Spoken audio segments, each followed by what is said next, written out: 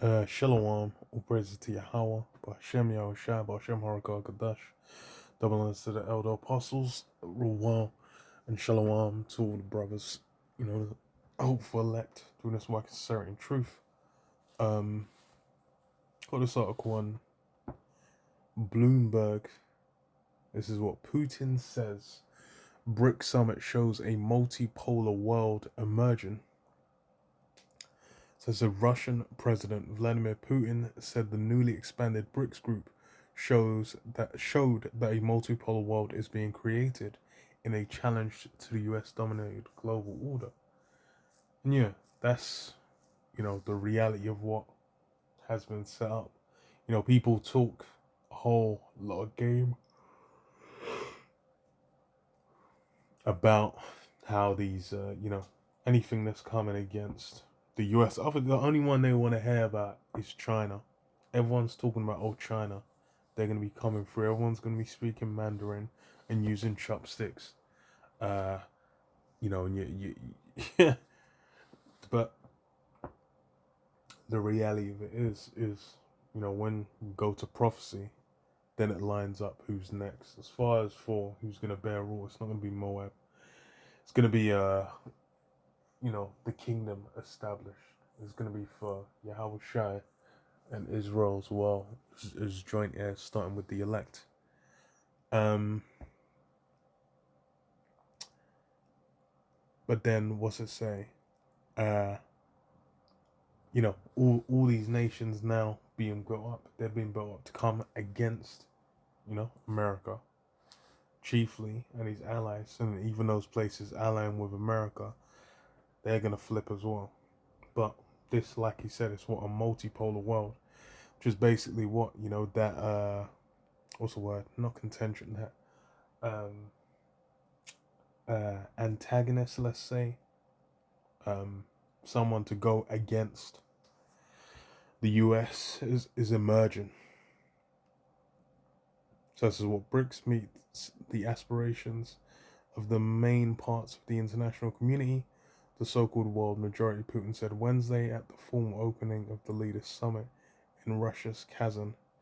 It's especially in demand in the current conditions where truly dramatic changes are taking place in the world and the process of forming a multipolar world is underway. And yeah,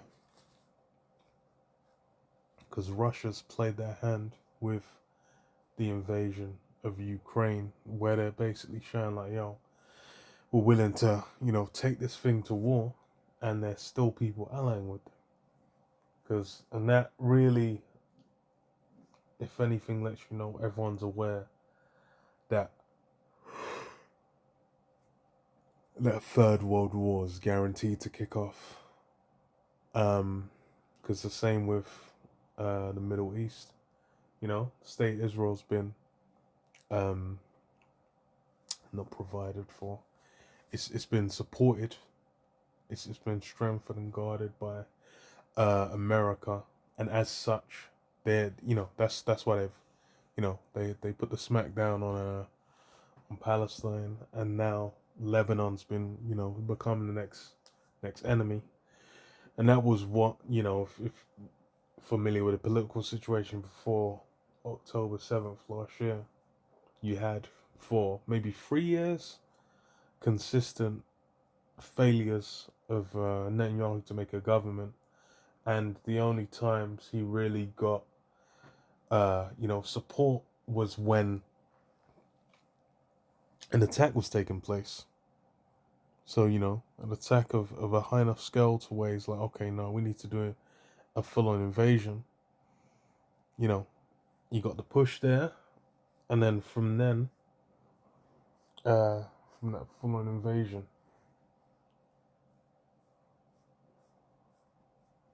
from then he ain't let up, because why? That's his justification to continue.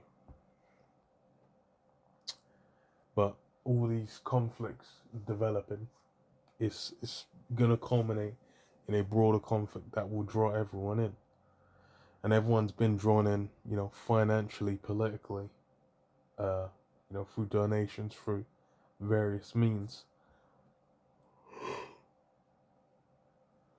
I'm talking about boots on the ground, which it started with North Korea going into well, they're meant to be in Ukraine, or possibly on their way in going into Russia on their way into Ukraine. It's not been confirmed.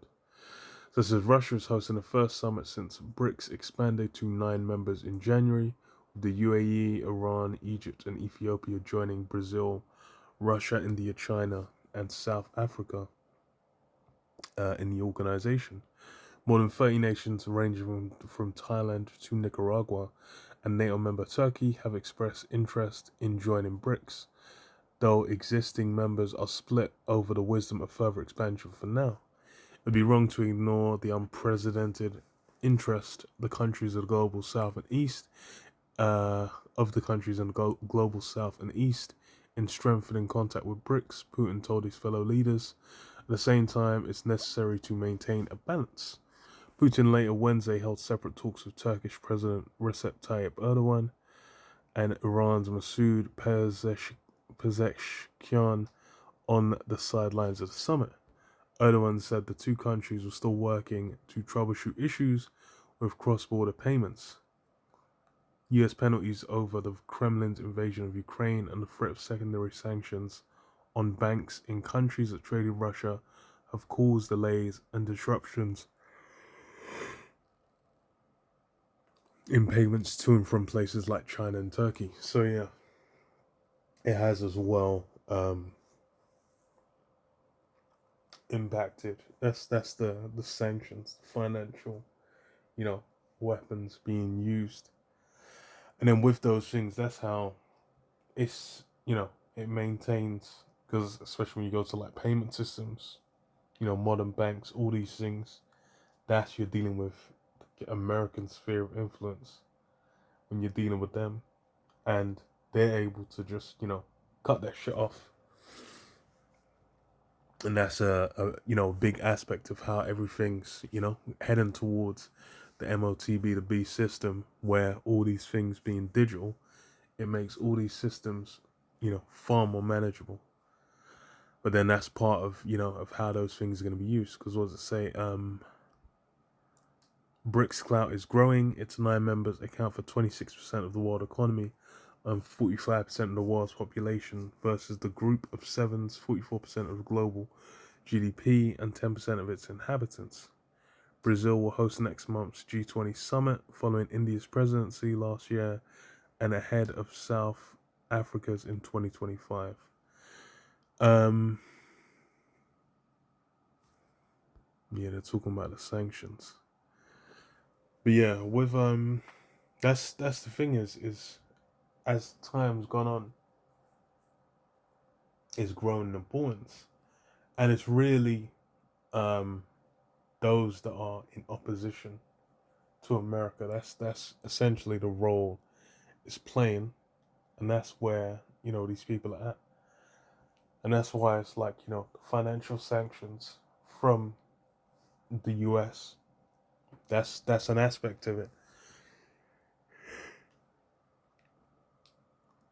That's a solid part of how they maintain what do you call it?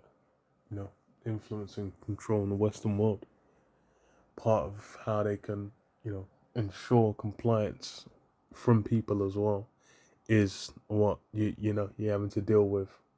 Or are you gonna go against the American system, and then you can't pay for shit. You're not able to get certain products. You end up fucking just out there. And with how much of the world now is reliant on those things, it's fucking legendary to go against that. So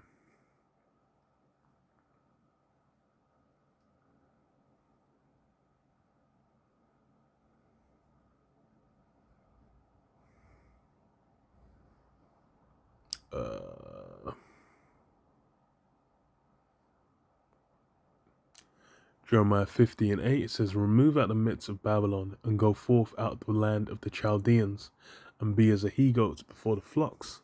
For lo, I will raise and cause to come up against Babylon an assembly of great nations from the north country, and they shall set themselves in array against her. From thence shall she be taken. Their arrows shall be as an expert as of a mighty expert man. None shall return in vain. Yeah, and that's how talking about the ancient Babylon. But then we have the modern Babylon, where what those in the north, those Russians, they're gonna bring forth that alliance that will come against the modern Babylon, which is talking about America, and that's what we've seen formulating, and it's been that's the thing is with the way that the West, the Esau bears rule. It's like Habakkuk 2. He's been building well, not negative press. It would be animosity with the other nations. They're upset about certain things. They remember ways they've been fucked over, and they realize that they're beholden to, the US. They kind of have to fuck with them, but then they also have to just kind of hold whatever the circumstances that get set for them are. And then what does it say?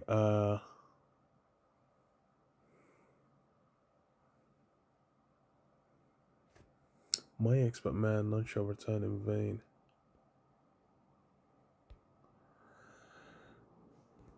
But I'll read this as well. Jeremiah 51 and 11. It says, make bright the arrows, gather the shields. The Lord Yahweh raised up the spirit of the king of the Medes, for his device is against Babylon to destroy it, because it is the vengeance of the Lord Yahweh and the vengeance of his temple. And yeah, that's the role that's been set, for those modern day Medes, which has gone into these Russians. For these guys, what they've been set up to, to come against Babylon, to destroy it by thermonuclear destruction. And, their role, you're seeing it play out. And it's something that's going to expand over time. You've had, for an extended period of time, really going back to post-World War II, the Cold War, where it was, they'll jockey and set in position, playing chess essentially for, different regions of the world, which is why you get like, Afghanistan back then, Vietnam, Korea, these different regions where it was basically be one side backed by the Russians, one side backed by the Americans, and then those people in that nation will contend. And that's what's really happening now of Ukraine, where Ukraine's backed by America and and NATO, US and NATO basically, and then you've got what's it called? The Russians back in the Russians essentially, have invaded them, and that's the laying the groundwork, laying the blueprint there of how it's going to be going forward. And then you're going to have those alliances, smash into one another. And then after that, Isaiah 13 and 17, it says, behold, I will stir up the Medes against them, which shall not regard silver, and as for gold, they shall not delight in it. Their bows also shall dash the young men to pieces. They shall have no pity on the fruit of the womb. Their eyes shall not spare children. And Babylon, the glory of kingdoms, the beauty of the Chaldees' excellency, shall be as when the Most High overthrew Sodom and Gomorrah, and it shall never be inhabited, neither shall it be dwelt in from generation to generation. Neither shall the Arabian pitch tent there, neither shall the shepherds make their fold there. And yeah, all that, glory and height, just as was Babylon, the ancient world. You've now, you got the wonders, the modern wonders of the world. And a lot of that goes back to, America, where these guys, they can't even maintain their roads, their streets. But then, people are looking at it like it's an honorable, great, glorious land. But then again, that's, a whole point of the spirit that's come with America. It's got people enraptured. And the other big part of that is the cash money they can make dealing with it. That's why they fuck with it.